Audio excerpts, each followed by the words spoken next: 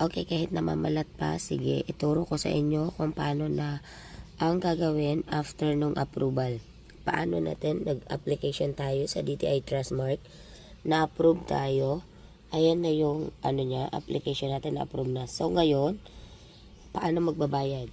Dahil dito ako nahirapan guys. Etong matang to, click nyo yan. Pagka-click natin yan, makikita natin ang dami-dami dyang chuchu. So dito tayo sa payment. So ayan,